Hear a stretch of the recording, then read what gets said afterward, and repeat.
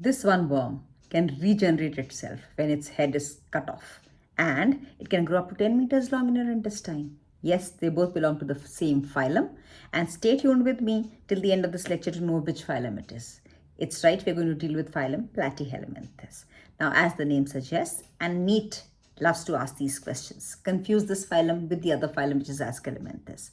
Platyhelminthes includes all flatworms, whereas Ascalominthes includes all roundworms. What is the difference between the two? We are going to deal with it. Stay with me for the next few minutes. Like, subscribe to my channel, and do share with it with as many students as possible. Now, what are flatworms? By and large, flatworms, as they are called, the name itself is quite self-explanatory. They are dorso-ventrally flattened worms, which means that they are flattened on the dorsal and the ventral side. They are flattened like this. Now, for us, the dorsal side of our body is the back side, and the ventral side is this side of the body. Why is that so? When we were on all fours, then the upper wala side is called as the dorsal side, niche wala side is called as the ventral side. I hope you're clear about the dorsal and the ventral concept. So these worms, which are flatworms, are dorso-ventrally flattened. When you look at the classification within kingdom Animalia, they come under non-chordates, which is very clear to you. It is evident to you. Secondly, they come under the category of acoelomate, so they do not have a body cavity. The body cavity is not lined by internal mesoderm or whatever. Thirdly, they are triploblastic animals, which means that they are the first that have 3 germ layers. So they come under the category of triploblastic. They've got an ectoderm, a mesoderm, and an endoderm. Another most important point is that they have organ system level of organization. The organ system level of organization starts from these worms, which are called as flatworms, or they come under the category of Platyhelminthes. The next phylum is Ascalominthes. Now remember, helminth by itself means worm. So go back home and look at the medicine at home.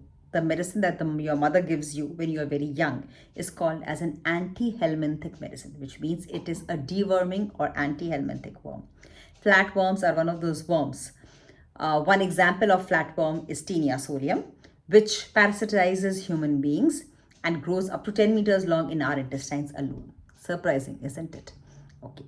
Now, another characteristic feature of these worms is that they may be free-living, they may be parasitic. The parasitic forms obviously parasitize human beings, other animals, etc. The parasitic forms are supplied with or do have hooks and suckers. Hooks by means of which they cling to the intestines of organisms, and suckers by means of which they can suck the digested food material. So the parasitic forms are ones, for example, tapeworm, which is commonly also referred to as flatworm, which parasitizes human beings, has a body cavity, has got a cuticle or a lining which around its body, which prevents it from getting digested within the human gut by the digestive enzymes. And also it does not have a complete digestive system. So parasitic forms lack a digestive system. They've got a single opening which is called as a mouth, but it is devoid of anus.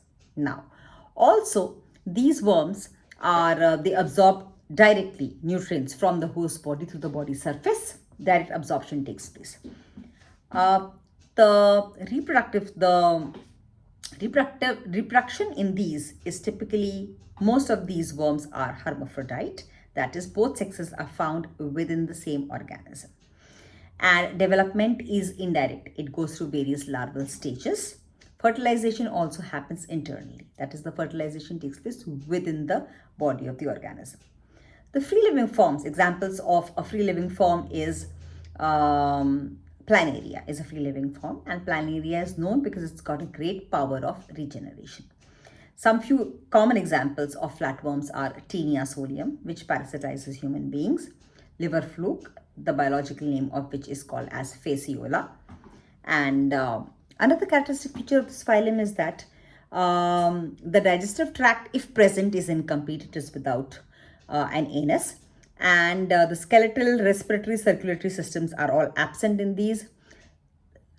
Excretory system, excretion happens by means of protonephridia, and the protonephridia are also referred to as flame cells.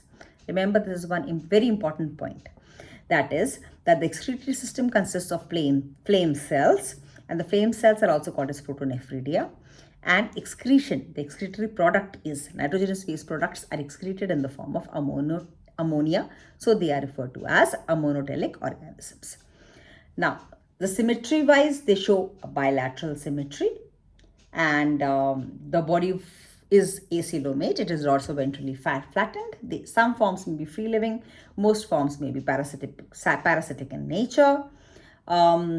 They are divided into 3 classes, mostly on the basis of the phylum, on the basis of their mode of life, the kind of life that they live. On the basis of that, they are divided into 3 phyla. Now, I have mostly covered what is given in NCERT: acoelomate, triploblastic, bilaterally symmetrical, and organ system level of organization. But there are other books by NEET Angle which gives you some little extra stuff, which I may just give it to you right now if I feel there is something important here. Okay, some important things is that okay, they are also found within the human intestine, and Laurer's gland, which acts as a it acts as a regina, and Michaelis gland secretion lubricates the passages are present in female reproductive system of liver fruit. These are a few important pointers about these. Do like and subscribe to my channel. Do share it with as many students as possible. The next phylum is going to be Ascalominthes, which is roundworm. So one characteristic difference between phylum Platyhelminthes and Ascalominthes is that Platyhelminthes are all flatworms. Ascalominthes includes all roundworms.